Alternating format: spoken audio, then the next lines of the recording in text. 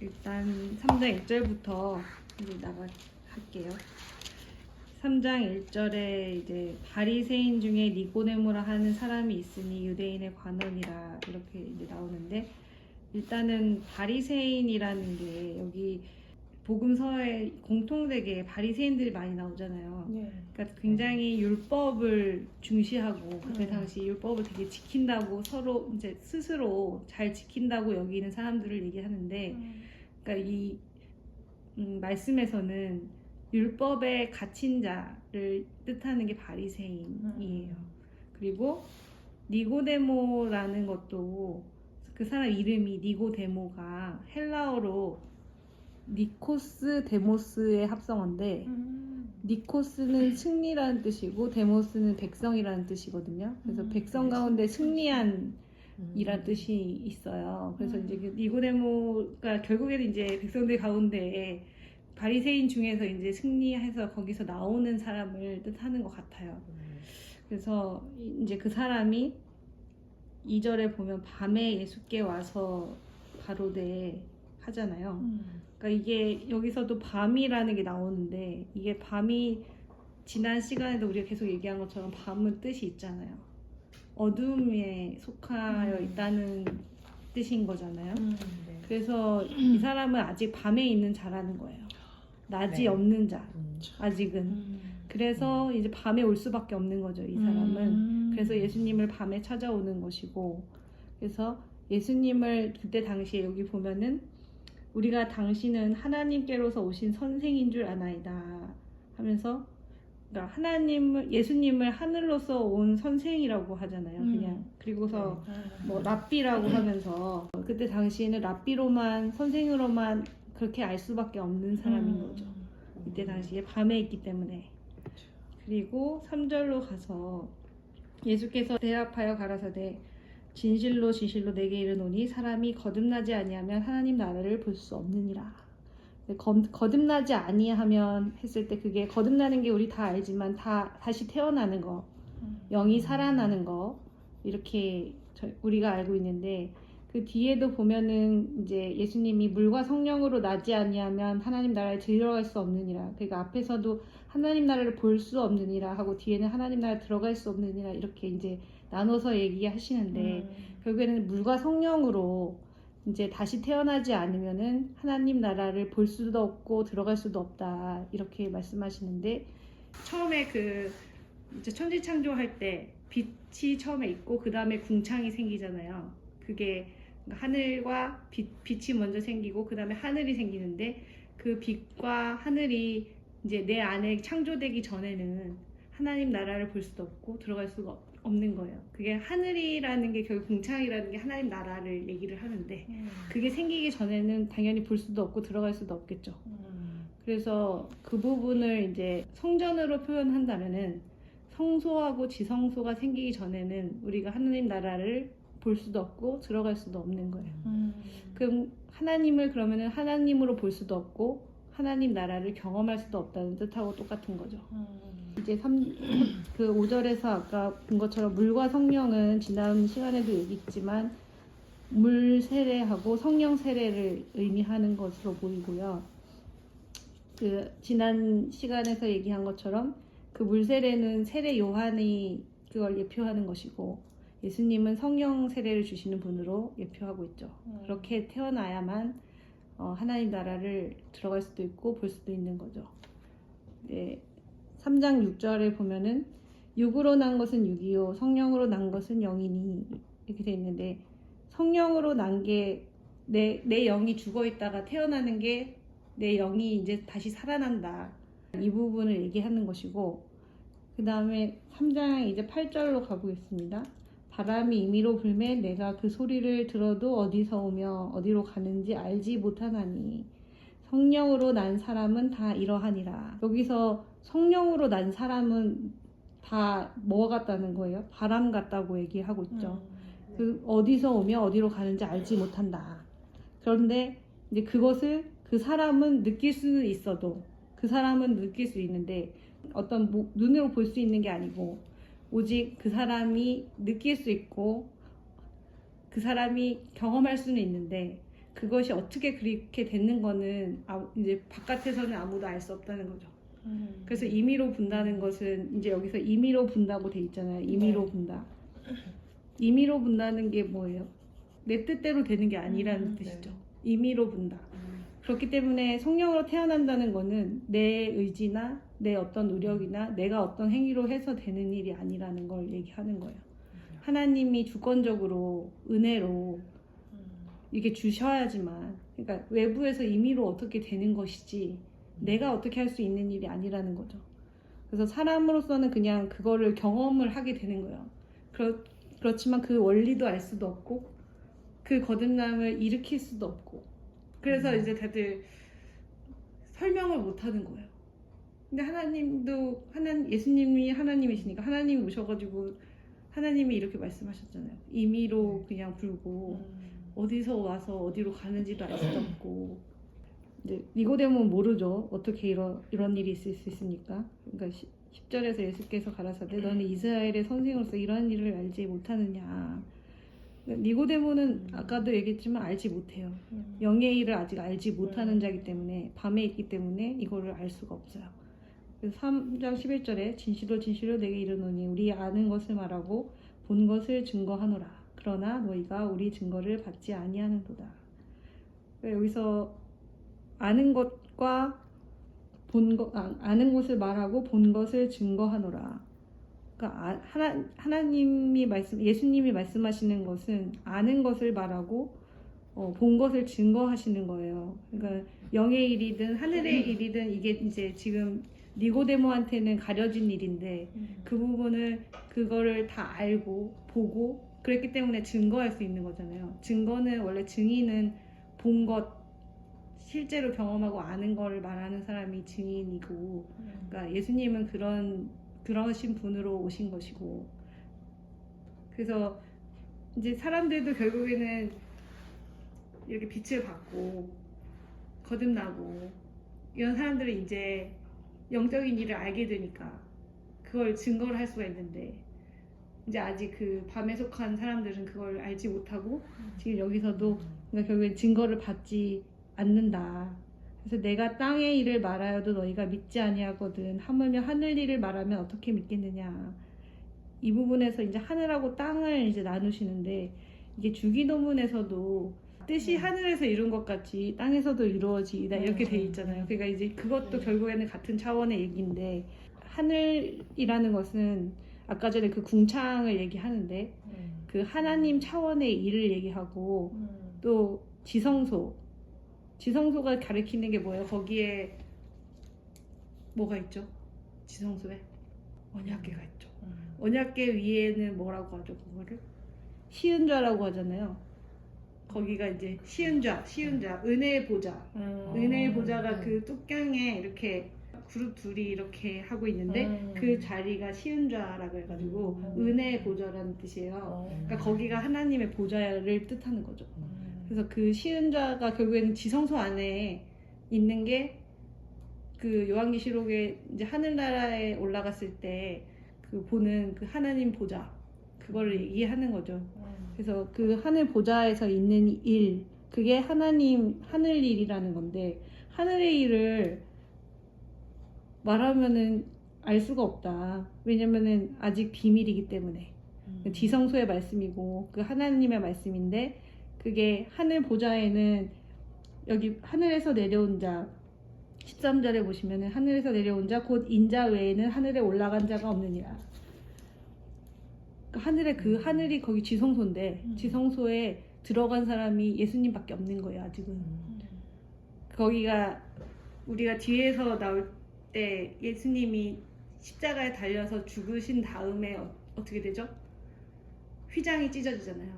지성소하고 성소를 가리고 있던 휘장이 찢어지잖아요. 그러니까 그 전까지는 예수님만 거기에 들어갈 수 있었는데 이제 그 다음에 십자가로 비로소 그 휘장이 찢어지면서 이제 사람들이 들어갈 수 있게 되는 거예요. 처음으로.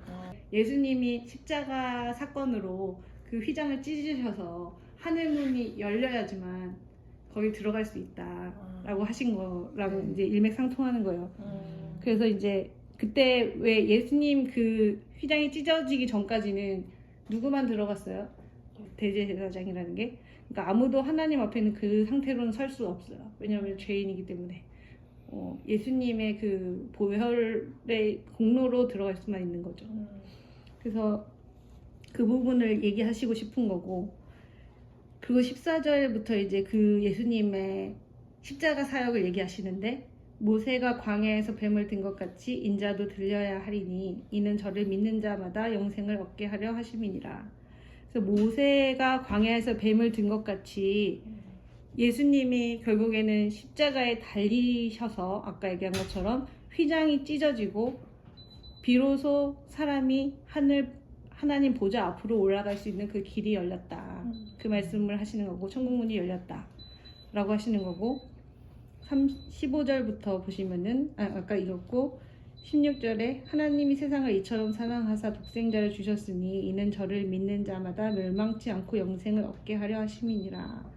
하나님이 그 아들을 세상에 보내신 것은 세상을 심판하려 하심이 아니요 저로 말미암아 세상이 구원을 받게 하려 하심이라.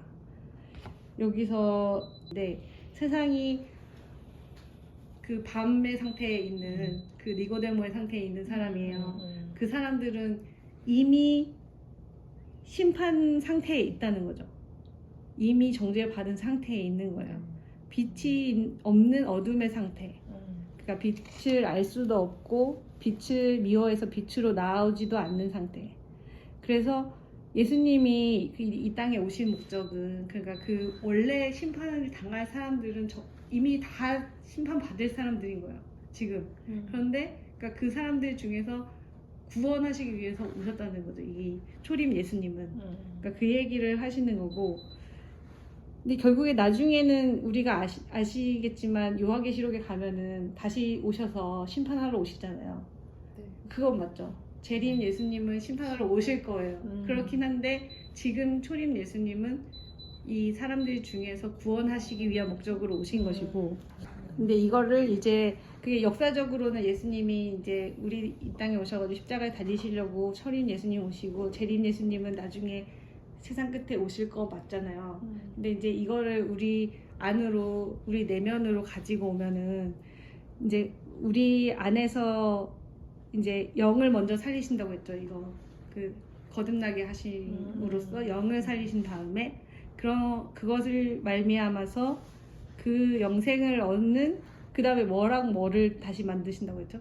영을 먼저 창조하신 다음에 먼저 영생을 얻는 영을 이제 창조하신 다음에는 그 영의 귀한 혼 그리고 육을 창조하시는 것이 목적이고, 그렇게 되면은 그 전에 육신의 기반을 두고 있던, 그러니까 영이 지금 여기 죽어 있다가 여기 살아났다고 하면은 기존에 우리가 옛사람이 바로 안 없어지잖아요. 그 옛사람의 영향을 받던 그 성경에서는 겉사람이라고 표현하는데 그런 이제 혼과 육의 그 잔재가 아직 남아 있거든요. 그러니까 그거를 결국에는 나중에 예수님이 그 성령을 통해서 계속 하시는 작업이, 처음에는 영은 금방 바로 살아나는데 단번에 살아나는데 나중에 성령이 임하신 그 성령이 계속 하시는 일을 우리 겉사람을 하나씩 심판하시는 과정인 거죠. 그거를 예표한다고 볼 수 있어요. 그래서 18절에 저를 믿는 자는 심판을 받지 아니하는 것이요 믿지 아니하는 자는 하나님의 독생자의 이름을 믿지 아니함으로 벌써 심판을 받은 것이니라.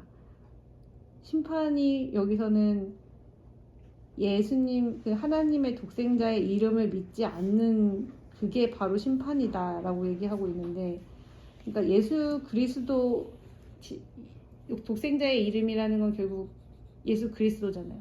그러니까 예수 그리스도를 믿지 않는 거, 그리스도를 받지 않는 거, 물과 불, 빛과 말씀, 그것을 받지 않으면 지금 이 원래 있던 그 어둠의 상태를 벗어날 수가 없는 거예요. 빛이 내 안에 들어오지 않으면, 말씀이 내 안에 들어오지 않으면 어차피 생명이 없는 그 상태가 그냥 그것 자체로 이미 심판이다.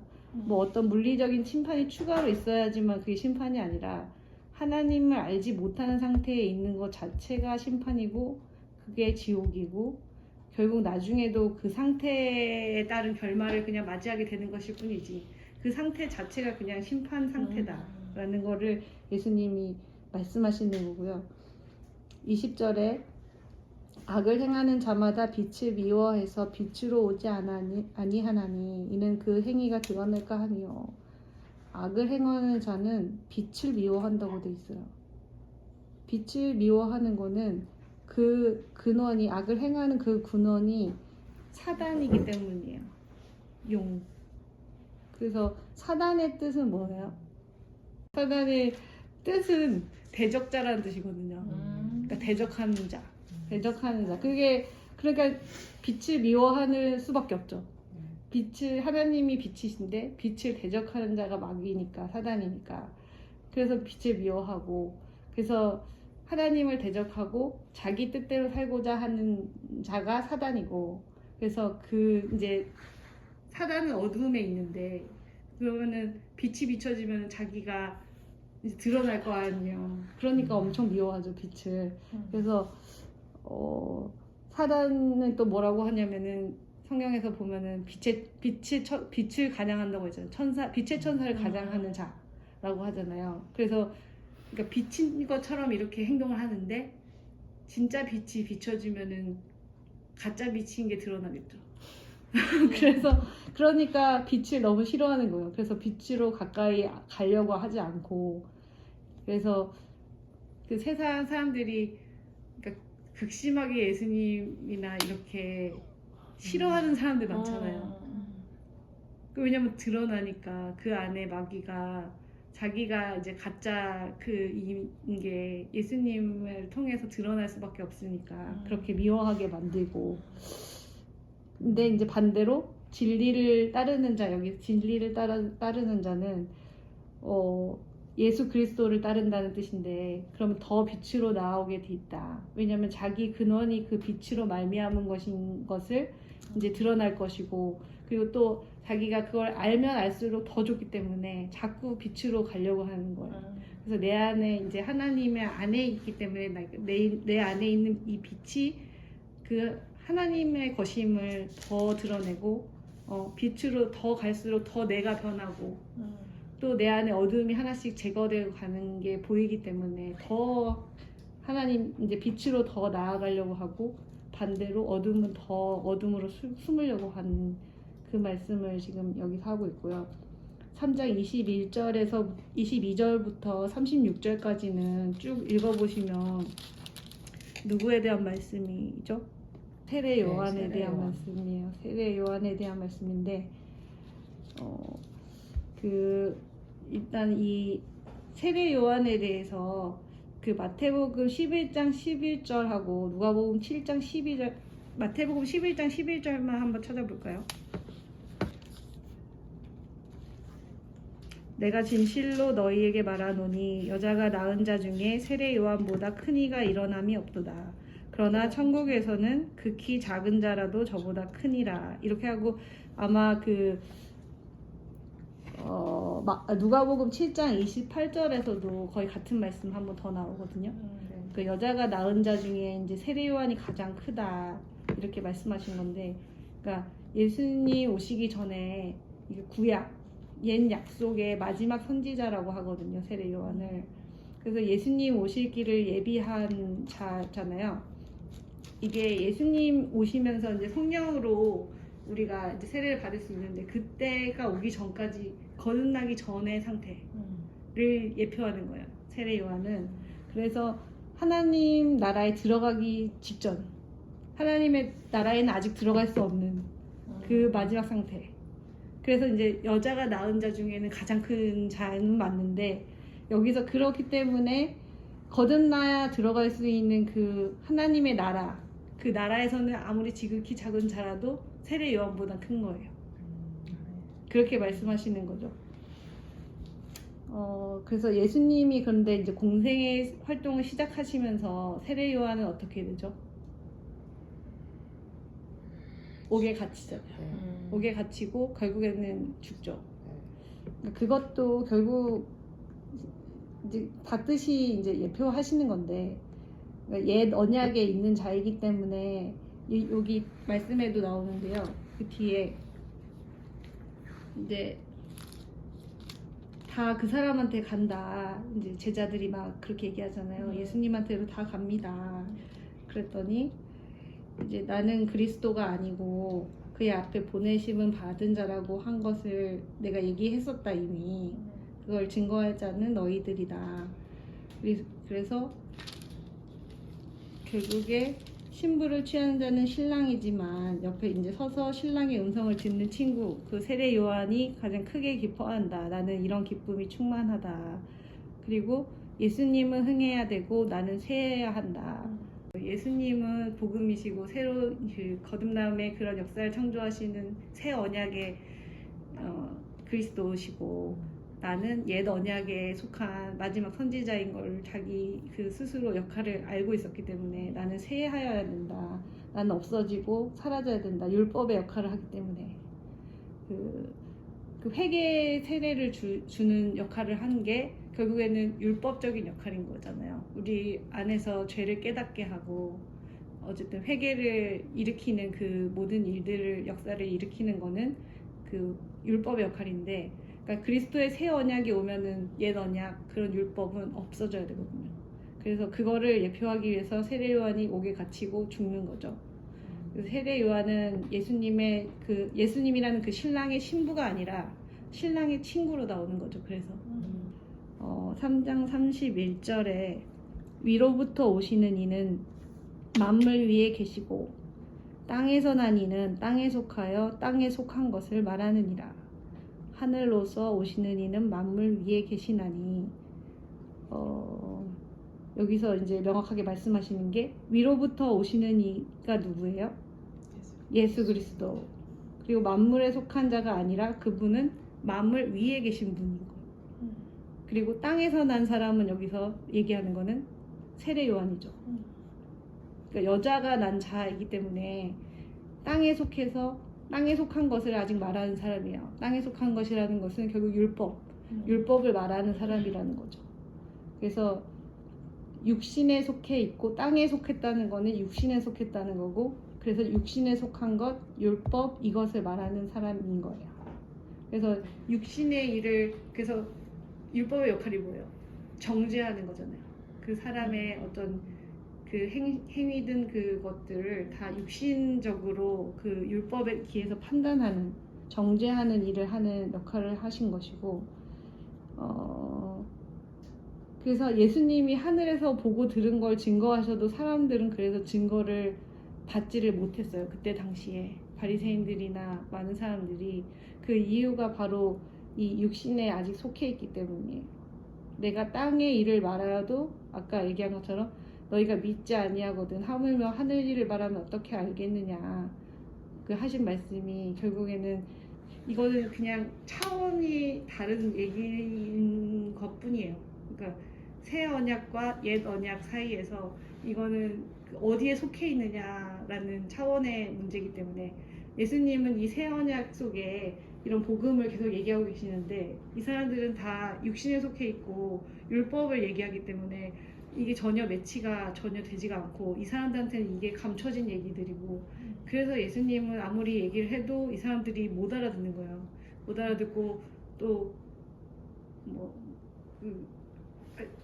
그래서 이 비유로 말씀하셨다는 얘기도 하는 게 결국에는 이 사람들한테는 그게 감춰진 거기 때문에 이제 알 수가 없는 상태라는 거죠, 이 사람들이.